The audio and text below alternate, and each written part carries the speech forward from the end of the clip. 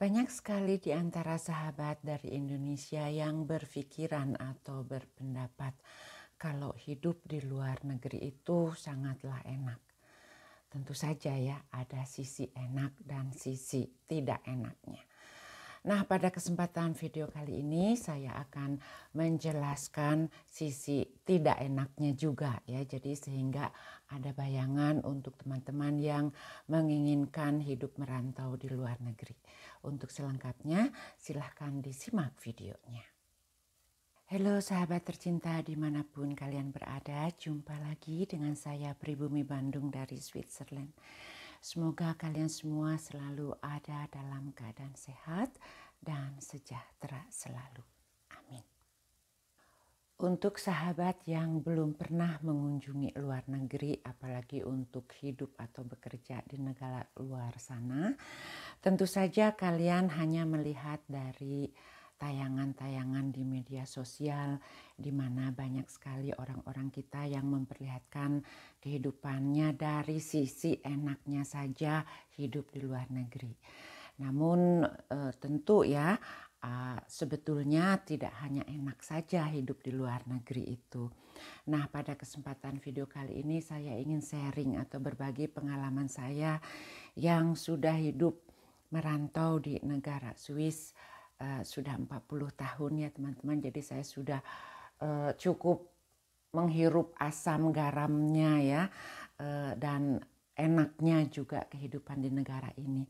Dan tentu saja untuk kehidupan di negara-negara lain tentu pengalamannya pun akan berbeda. Nah, untuk teman-teman yang hidup di negara lain, silahkan juga ya bisa menuliskan komen-komennya dan sharing pengalaman hidupnya itu seperti apa. Sehingga teman-teman kita atau sahabat kita yang berada di Indonesia itu tidak hanya melihat dari segi enaknya saja ya, terutama yang dilihatnya itu kebanyakan dari segi materi. Wah, gajinya besar, wah enak katanya hidup di negara ini dan itu. Namun mereka tidak tahu bagaimana kita harus fighting, harus menjalani hidup sehari-hari kita ya dengan rutinitas kita di negara luar negeri ya, di negara orang khususnya. Karena kebetulan saya hidupnya di negara Swiss atau Switzerland, maka yang akan saya ceritakan tentu kehidupan saya di negara ini, teman-teman. Memang banyak sekali hal-hal positif yang bisa saya terima atau saya pelajari di negara ini, di mana terkenal negara yang kaya raya ya. Memang negaranya sih kaya, tapi tidak semua orang Swiss pun kaya ya teman-teman. Di sini saya akan garis bawahi. Namun sistem di negara ini membuat negaranya atau masyarakatnya hidup cukup ya, hidup ya bisa dibilang makmur kalau dibandingkan dengan di negara Indonesia. Karena sistem sekali lagi di negara ini yang penduduknya itu hanya kurang lebih 8 juta jiwa, jadi negara kecil yang penduduknya pun tidak banyak ya, jadi tentu saja untuk pemerintahannya akan lebih mudah mengelolanya. Segi positifnya dulu yang akan saya kemukakan, di mana kalau kita hidup di negara Swiss ini enaknya itu ya kita kalau bekerja mempunyai gaji atau income yang sangat besar jika dibandingkan dengan di Indonesia. Bahkan ada di video-video saya sebelumnya yang menceritakan berapa gaji seorang PRT, berapa gaji seorang yang bekerja jadi pelayan toko atau di restoran dan macam-macam. Nah, namun di balik itu pun juga keamanannya di negara ini, di mana kita masih cukup aman jika berjalan-jalan malam hari atau pergi kemana-mana mengendarai kendaraan umum. Memang kadang-kadang ada saja ya kriminal di sini, namun itu jumlahnya atau persentasenya sangat sedikit sekali. Bahkan ada juga video yang menyajikan kalau gedung istana kepresidenan di negara Swiss ya, atau yang dibilang Bundeshaus, itu pun sangat terbuka, tidak ada pagar di sekelilingnya. Nah, tentu hal-hal tersebut itu bisa terjadi di negara ini karena memang keamanan dan juga kenyamanannya sangat berbeda dengan di negara-negara lainnya. Namun tentu saja ya, bukan hanya negara Swiss yang aman ya teman-teman ya. Banyak sekali negara di Eropa itu memang kalau dilihat dari segi keamanan lebih nyaman dibandingkan dengan negara di Indonesia. Nah, sekarang saya akan membicarakan hal-hal yang tidak enaknya kalau kita hidup di negara Swiss, di mana kita dituntut untuk hidup disiplin di sini. Contohnya disiplin dengan waktu, ya, disiplin dengan janji, disiplin dengan pekerjaan. Pokoknya hal-hal yang menyangkut disiplin itu nomor 1 di sini. Itu nggak enaknya itu kalau kita tidak terbiasa ya teman-teman. Jadi kata, oh maaf saya datang terlambat karena hujan. Oh maaf, oh maaf, oh maaf. Nah di sini itu sangat sedikit sekali hal-hal tersebut bisa terjadi. Karena orangnya pun sudah terdidik ya dari sejak kecil, anak-anak di sini itu untuk disiplin waktu. Contohnya kalau anak-anak taman kanak-kanak saja ya harus masuk sekolah jam 8 pagi, walaupun kalau di musim dingin itu jam 8 tuh masih gelap ya teman-teman, tapi mereka sudah bangun dan sudah pergi ke sekolahnya. Nah karena didikan tersebut sehingga sampai dewasa, sampai tua pun mereka sudah melekat ya disiplin pribadi dengan waktu yang selalu on time. Selain itu pun kalau kita hidup di negara ini, semua harus bisa kita lakukan sendiri. Pekerjaan rumah apalagi ya, kita harus bisa melakukannya sendiri. Karena di negara ini jarang sekali orang mempergunakan PRT atau pembantu rumah tangga yang tinggal 24 jam di rumah kita. Memang ada ya pembantu-pembantu untuk melakukan pekerjaan tertentu di rumah. Mereka itu datangnya hanya beberapa jam dalam 1 minggu, itu ada ya. Namun yang stay 24 jam seperti pembantu rumah tangga di Indonesia ya, kebanyakan kan di Indonesia mempergunakan pembantu rumah tangga ya, walaupun hanya pekerja-pekerja biasa aja itu sudah pada punya ya pembantu. Nah kalau di sini itu jarang sekali ya teman-teman. Sekali lagi memang ada tapi jarang sekali. Jadi otomatis kalau kita hidup di negara ini, kita harus siap melakukan pekerjaan itu dengan rutinitas sehari-hari kita yang melakukannya. Nah, untuk kalian yang mau hidup bermanja-manja ya, yang kalau mau makan udah tinggal panggil pembantu untuk menyediakan dan ya yang hidup manja-manja seperti itu, maka akan shock ya hidup di negara Swiss.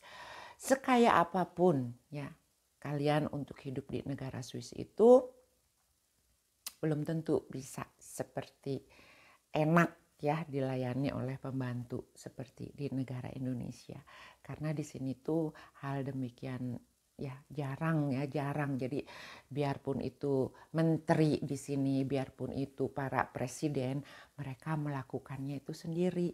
Bahkan para pejabat, para orang kaya yang ada di negara Swiss ini pun mereka sudah terbiasa pergi bekerjanya itu dengan mempergunakan kendaraan umum seperti kereta atau bis. Nah, di sini kan beda sekali ya kehidupannya dengan di negara Indonesia. Jadi di sini saya pun ingin menjelaskan mental apa yang harus disediakan jika kalian ingin hidup di negara Swiss khususnya atau di luar negeri di negara manapun. Kemandirian itu nomor 1 yang harus kita siapkan mentalnya. Nah, jika kalian datang ke suatu negara untuk sekolah atau untuk bekerja, tentu waktu kalian akan dihabiskan atau disibukkan untuk rutinitas pergi sekolahnya atau bekerja. Namun di waktu hari libur ya tentu kalian akan merasa kesepian karena khususnya di negara Swiss kehidupan privasi ya antara kita dengan tetangga itu sangatlah terjaga. Jadi kita itu nggak bisa buka ketuk pintu tetangga setiap saat, maka di sini saya bisa sarankan ya untuk sahabat-sahabat yang mau sekolah atau juga tinggal beberapa saat untuk bekerja di negara Swiss. Sebetulnya di sini pun ada Verein atau klub orang-orang Indonesia yang tinggal di negara Swiss. Nah, itu adalah salah satu yang bisa kalian hubungi ya untuk bergabung di klub tersebut jika kalian menginginkan tentunya. Karena ini tuh vrijwillig yang artinya juga bebas ya kalau kita mau mengikutinya ataupun tidak. Hanya ini merupakan salah satu saran saja jika kalian bingung cari teman-teman Indonesia yang ada di negara Swiss ya, atau juga di negara lainnya, tentu akan ada perkumpulan orang Indonesia di situ. Nah, kalian bisa memasukinya dan merasakan ya apakah perkumpulan tersebut bermanfaat untuk kalian atau hanya banyak gosip ya. Di sini pun kita tidak bisa menutup kemungkinan ya. Makanya di sini kita harus pandai-pandai memilih. Karena jika seseorang yang baru saja meninggalkan negara Indonesia dan hidup di luar negeri, maka akan banyak sekali culture shock yang harus kita pelajari ya teman-teman.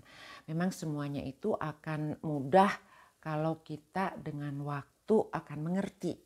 Kalau hanya 1-2 bulan saja kita itu masih bingung ya, masih nggak tahu. Jangankan 1-2 bulan. 5-10 tahun pun masih ada banyak teman-teman kita yang belum bisa menyesuaikan diri dengan sistem atau kehidupan dan budaya dari satu negara. Nah, di sini pun saya ingin memberikan tips ya kepada teman-teman yang mau hidup di negara orang lain ya, khususnya di negara Swiss. Kemandirian itu memang harus ya, dan selain itu pun yang harus kita tahu di mana budaya negara orang Swiss itu mereka tidak banyak bertetangga ya. Tetangga ke rumah tetangga itu nggak banyak sekali mereka lakukan. Jadi di sini kita harus bisa-bisa mempergunakan waktu kita sebaik mungkin. Kalau kita kesepian nggak bisa ngongkok-ngongkok ke tetangga seperti di Indonesia, maka salah satunya yang sudah saya sebutkan tadi ya, mencari perkumpulan-perkumpulan orang-orang Indonesia di negara-negara yang kalian diami saat ini. Dan selain itu pun yang bisa saya sarankan, kalian pun harus bisa berbaur ya dengan tempat atau orang-orang di sekitar kalian. Karena biasanya kalau kita tinggal di satu tempat ya, contohnya saya tinggal di satu desa di Surie-Oberland, maka kalau kita aktif ya di desa kita pun itu nyaman sekali kita berbaur dengan orang yang datang dari berbagai negara, bahkan dengan orang lokal atau orang Swissnya sendiri. Karena teman-teman, segi positifnya ya dari orang atau warga negara Swiss itu, mereka itu sebetulnya welcome ya sama siapapun, tapi tergantung diri kitanya sendiri. Makanya peribahasa yang mengatakan di mana kita berpijak ya, di situ langit dijunjung. Itu sangat betul sekali. Jadi kalau kita menghargai, menghormati warga lokal, maka kita pun akan diperlakukan sama ya. Mereka itu tidak ada masalah sekali dengan warga negara apapun atau agama apapun atau ras apapun, kulit warna apapun ya. Walaupun saya sering dengar katanya masih ada juga ya yang kurang menyukai orang-orang tertentu atau warga negara tertentu. Namun kalau pengalaman yang saya dapatkan ya selama saya hidup di sini 40 tahun, semua oke-oke saja ya. Saya bertetangga baik ya, karena mayoritas tetangga saya di sini tuh orang asli, orang Swiss ya. Dan juga ketika saya bekerja dulu banyak sekali orang-orang dari warga negara-negara lain ya, dari warga Italia, Jerman, Perancis, dari Kroasia, bahkan dari Thailand, dari India. Kita biasa-biasa saja ya. Jadi di sini kembali lagi tergantung diri kitanya. Dan satu lagi yang ingin saya sampaikan kepada teman-teman. Indonesia adalah negara yang cantik ya, dengan cuaca yang sangat bagus. Tapi banyak teman-teman yang ingin hidup di luar negeri atau bekerja di luar negeri itu sekali lagi karena melihat dari income-nya. Nah, di sini saya akan mengingatkan ya kepada teman-teman, di negara-negara lain itu cuaca atau kondisi negaranya sangat berbeda dengan Indonesia. Tidak semuanya melebihi atau cantiknya, bagusnya dari Indonesia ya teman-teman. Jadi di sini kalian pun harus siap. Saya sangat beruntung sekali karena negara Swiss itu negara yang terkenal cantik, terkenal indah ya. Jadi untuk saya pribadi memang di sini saya sangat beruntung. Namun saya pun sudah traveling ke hampir 100 negara ya di 5 benua di dunia ini teman-teman. Maka banyak sekali negara yang saya lihat kalau keindahannya itu jauh lebih jelek ya, saya katakan lebih jelek dibandingkan dengan Indonesia. Nah, contohnya saja saya di sini akan mengatakan kalau kalian pergi ke negara Arab, tanah di sana itu gersang ya, banyak padang pasir, coklat ya, kalau kita melihat pandangan kita itu coklat. Untuk saya pribadi, saya bahagia kalau saya bandingkan dengan Indonesia yang subur, yang hijau, yang keramah tamahannya masih ada dan mudah-mudahan selalu terjaga. Nah, di sini pun berarti kita harus menyiapkan mental kita ya. Kalau kalian yang biasa, apalagi yang biasa hidup di tempat yang hijau, tempat yang nyaman kayak begitu, maka mau tidak mau ya kalau kalian hidup di tempat gersang, di tempat panas, itu akan mengalami stres atau depresi ya. Nah, mental ini pun harus kalian siapkan. Demikianlah sharing saya untuk kesempatan video kali ini. Semoga bermanfaat dan membuka atau menambah wawasan teman-teman yang bermimpi dan bercita-cita ingin bekerja atau hidup di luar negeri. Saya Pribumi Bandung mengucapkan terima kasih sudah menyimak video ini dan sampai jumpa di video selanjutnya. Goodbye.